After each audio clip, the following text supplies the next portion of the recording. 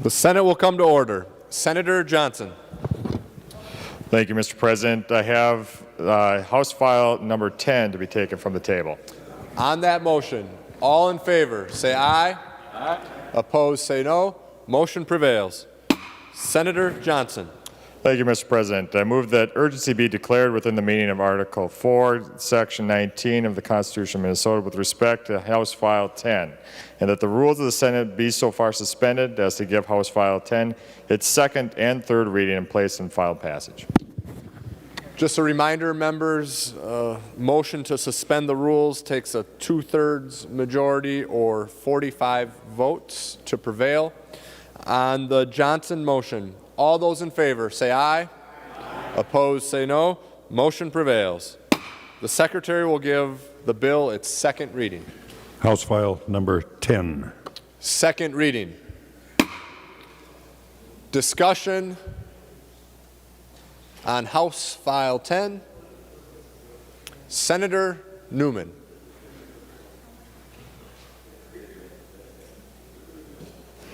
Mr. President, I think this morning, we've got a good, keep it short, he says. We've got a good bill to talk about this morning. This is the bill that we discussed thoroughly the other day. I'm not going to reiterate that, but I will tell you that this bill passed off the floor of the House 112 to 21 yesterday.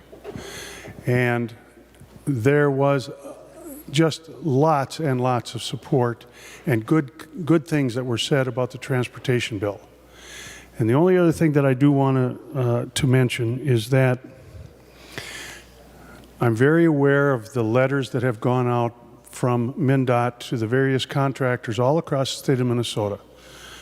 And I'm not being critical of MnDOT. MnDOT has to do that per their contracts, telling the contractors that if the legislature doesn't act, they're going to have to stop working on their project. And that's the government shutdown in the area of transportation that has got folks so nervous. And Mr. President, there are people in the state of Minnesota that are really counting on us to get this done today. It's the organizations that are involved with transportation, the various alliances, the local units of government, the trades. These folks are all counting on us to get this bill done and get it done today. And get it over to the governor, have him sign it, and at least insofar as the transportation arena is concerned, we will have solved that shutdown problem.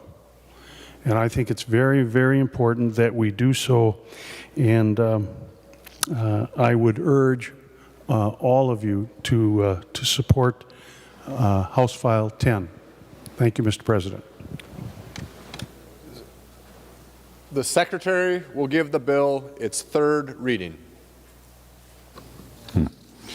House File number 10, a bill for an act relating to transportation, establishing a budget for transportation. Third reading. I have Senator Bigham, followed by Senator Hoffman, followed by Senator Coleman. Senator Bigham. Thank you, Mr. President. One, I thoroughly enjoyed being on the conference committee on this bill, House File 10, but, you know, that was during regular session, so here we are today. But one, I just want to say that I learned a lot about transportation, more than I did coming into this process, which is always something that is good and useful for a member. I also have to say I want to thank MnDOT. There is one, when I was in the other body in 2008, we passed the last real sustainable, ongoing, comprehensive transportation bill.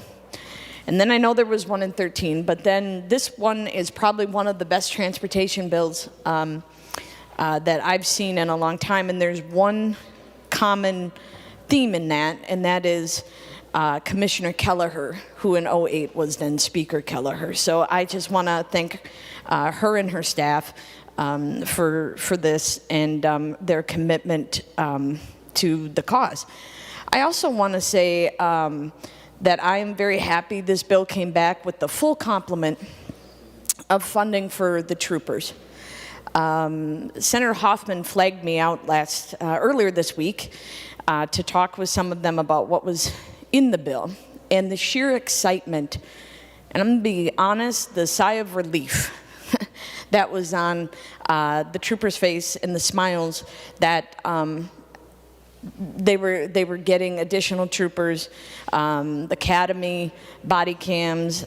So I'm very happy that our highways are going to have the full complement. Plus, we're going to have additional support here around the Capitol. So I urge a green vote on House File 10, even though my community requests were not in here. I'm continue to push them for next session, Mr. President.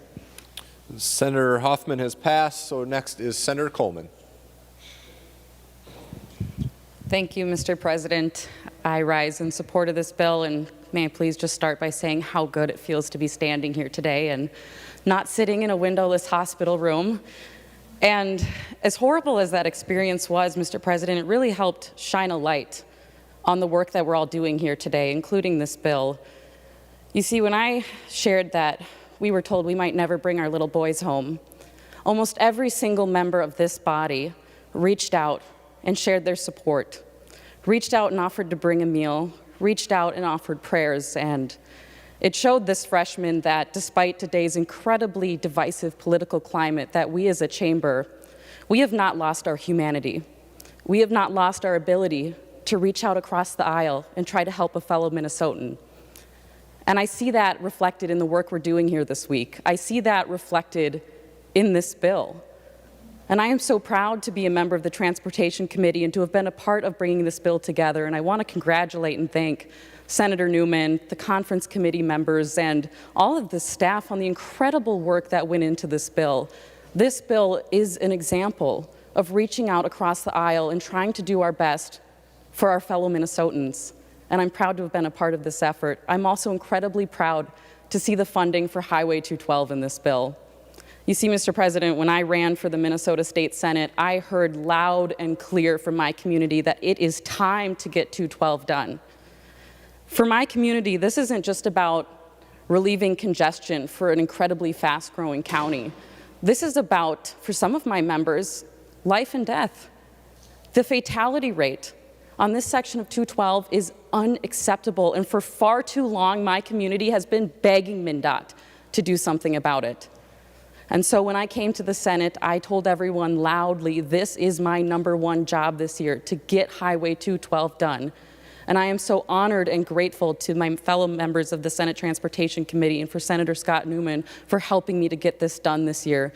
This is a huge deal for my district, and I am so, I can't believe I'm going to say this, excited to see orange traffic cones go up and to see construction happening. And I will gladly sit through that construction traffic because I know what it means to my community. It is not uncommon to drive through my district and see a little white cross memorializing someone who passed away on this portion of the highway. And so I want to thank all of the members for their hard work on this bill that went into it and encourage a green vote because, Mr. President, this bill is an example, as I said, of the best work we can do in reaching across the aisle for our fellow Minnesotans. So I'll be voting green and encourage everyone else to as well. Thank you. Final discussion on the bill. Senator Dibble. Thank you, Mr. President and members, and Senator Coleman. I can't turn around and look at you to say great to see you, so it's great to see you and glad to have you back, and you're looking well and happy and healthy, so happy to have you here. Mr. President and Senator Newman, I just rise again to express that I will be voting in favor of this bill. It has many good elements to it, and on balance, we should be very, very proud of this. I think it represents a measure of the goodwill that Senator Newman and Representative Hornstein have managed to develop over a period of time, and I think we have a pretty good committee that works pretty well here in the Senate. As we texted yesterday, Senator Newman and I agreed that compromise is that moment when everyone is a little bit happy and a little bit unhappy. That's probably the balance that we strike in these kinds of compromises. So, of course, I'm very happy to see that people whose lives really depend on investments in transit in the metro area will see those investments made. And we'll see those who need to get around our communities in other ways, whether they're in wheelchairs or they're elderly. We'll have investments made in the mobility and the ease of moving about their communities through some of the investments in safe routes to school and active transportation.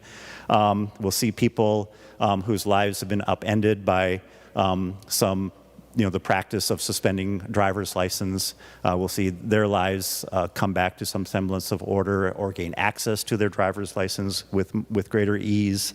We see the investments in small cities and townships, as well as local roads and bridges, which is very, very difficult to manage through the Highway User Tax Distribution Fund. So we do so with some general fund allocation of resources, and of course important investments in passenger rail and connections to for freight rail as well, some important investments, and a bunch of other things that are good. And some of Senator Newman's more creative ideas maybe will live to see another day and have more debate. And I look forward to those continuing conversations, and glad maybe they're not fully present here in this bill today. And I just also need to make note of the fact that yet again we're doing fairly substantial transportation investments on a one-off, one-time basis, and we absolutely have to get about the work of creating sustainable long-term funding for transit, for roads, for bridges, for our economy, for people and people's lives and the success of our communities, or we will pay the piper.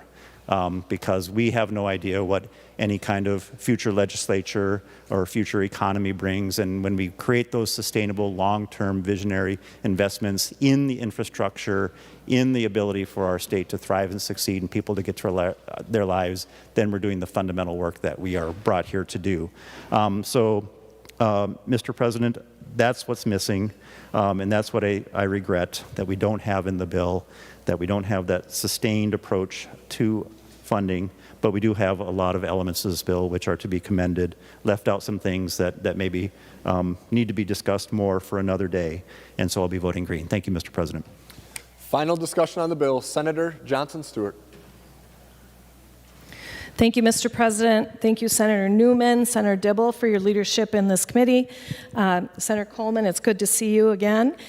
I rise just to draw attention to the fact that it has not been lost on me, someone who makes her living as a construction engineer, how much people hate construction until we stop it, or threaten to stop it, or don't fund it. So I'm here cheering from my little seat in the corner saying, we need more construction.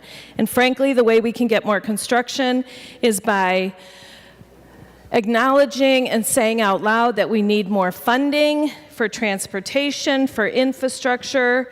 Our state gas tax has not been raised in almost 10 years. Our federal gas tax has not been raised since '93. And frankly, that's the only way that currently we have a steady stream of money that can go towards those projects. I understand with the advent of electric vehicles, and just today in the Star Tribune there was an article addressing this, we are going to have to get creative about how we fund transportation infrastructure, how we make sure that the people who use the infrastructure pay for it, how the people or the users who damage our infrastructure are reimburse us for those costs. And so I'm very excited that I can lend my expertise to the committee and to this Senate chamber in that area. I want to say that for the last 15 years I've been working on a federally funded project called the Minnesota County Road Safety Plan. Senator Coleman, I have to tell you, Highway 212 is in fact a very dangerous road, as is Highway 8, as is Highway 12, as is we have dangerous roads all over the state, and our county engineers have done an excellent job of categorizing them from most dangerous to least dangerous. We heard it just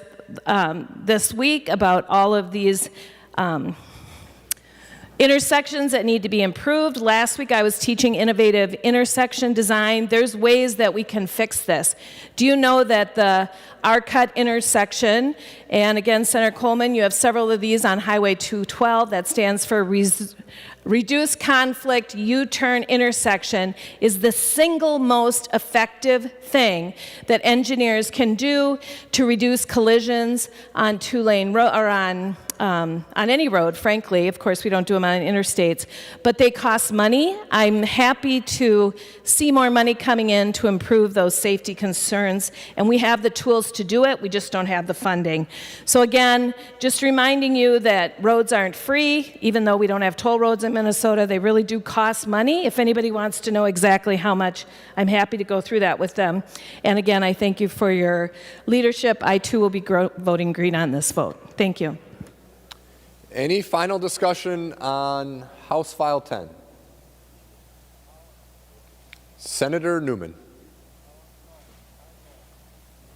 Thank you, Mr. President. I had not really intended to get up again because I have been warned that, or I should say requested, that I keep it short. But I do want to respond to a couple of the things that were just said on the floor. Specifically with respect to the criticism of ongoing funding for transportation. I absolutely agree.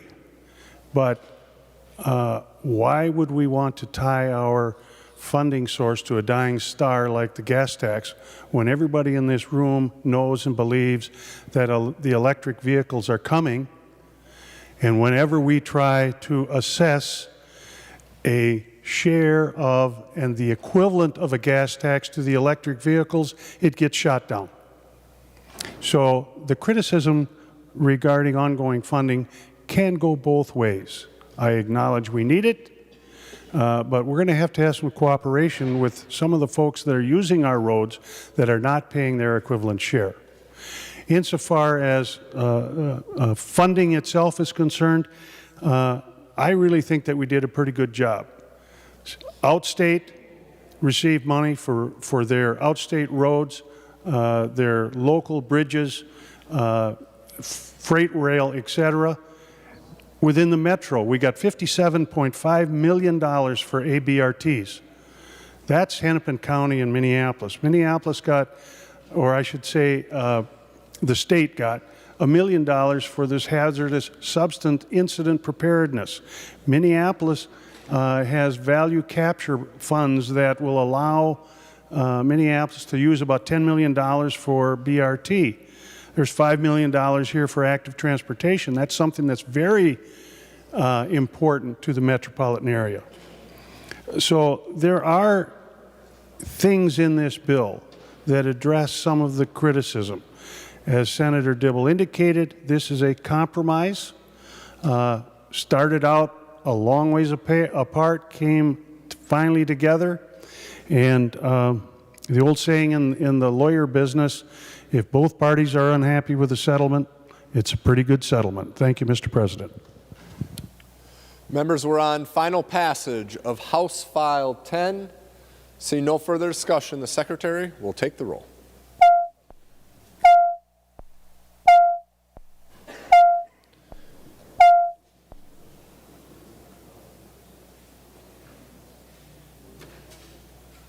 Any members not in the chamber, please come vote.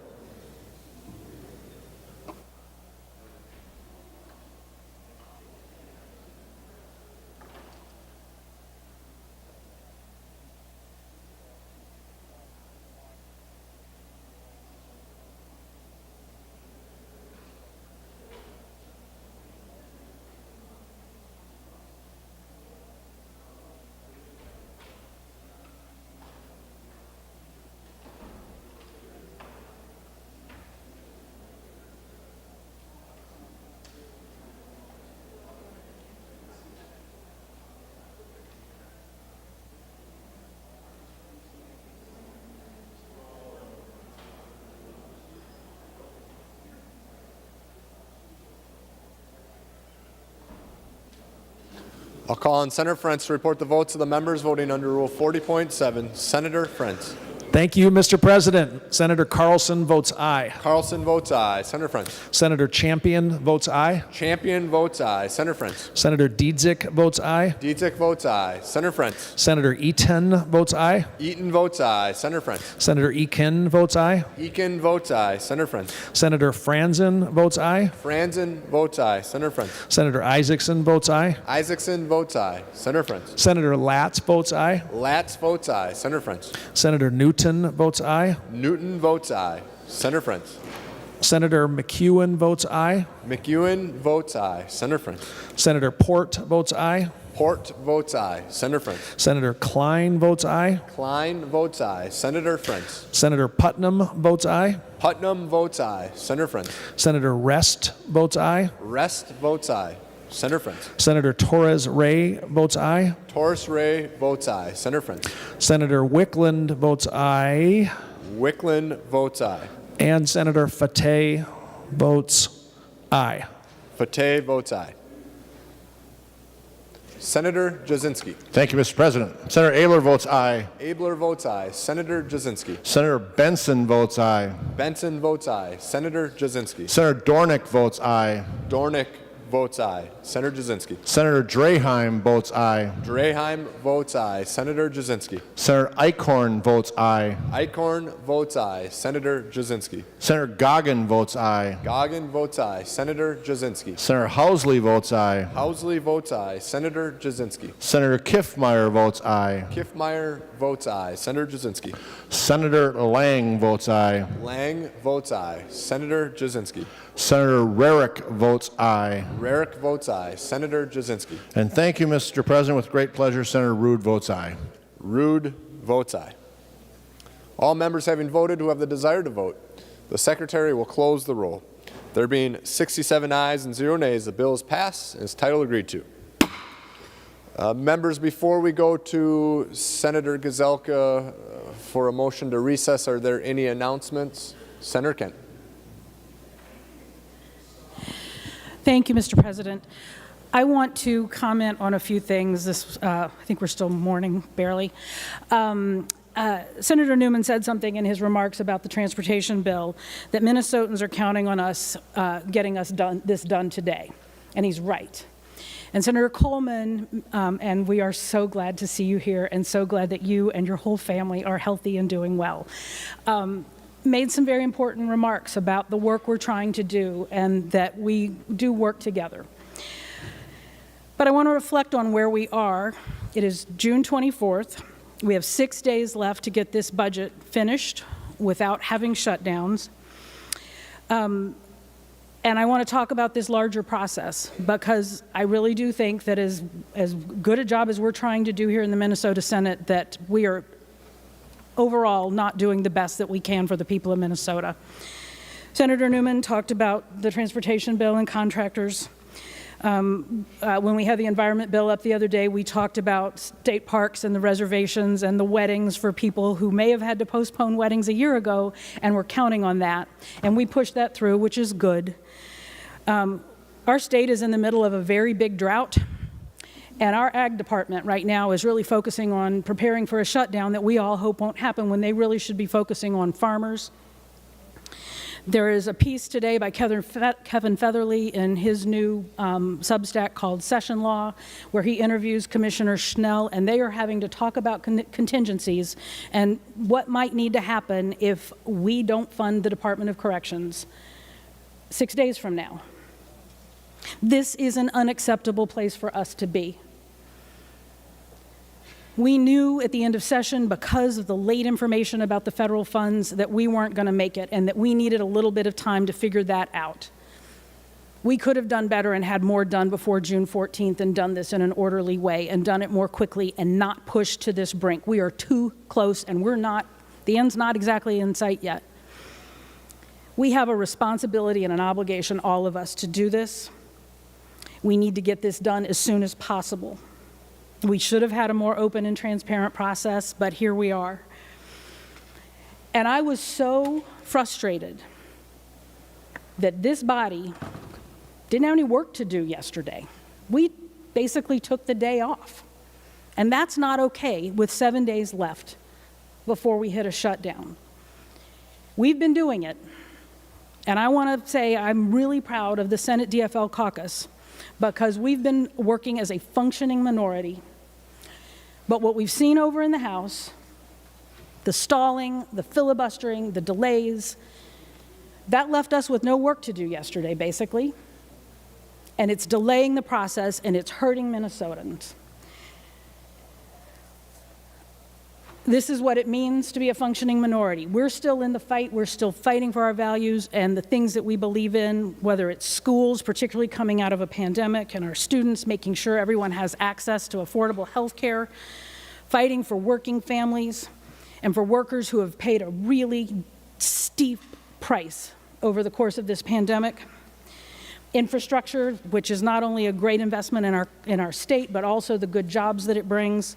A clean and healthy future for all, a strong democracy and making sure that we're protecting the rights for everyone to be able to cast their vote. We have debated, we have offered amendments, and we have participated in this process, but we're still here to do our job and get it done. And so I want to thank the members of this body, especially the members of our caucus, for staying focused on that. It is not okay that the delaying tactics that have happened in the other body are continuing to happen. We should be able to get this done right away. And I hope everyone will continue to put pressure on those who would stall this, because every day matters. Every day of these next 6 days matters. And we need to get this done as soon as possible, because the closer we get to June 30th, the greater the waste of time and taxpayer money that we have not gotten this job done yet.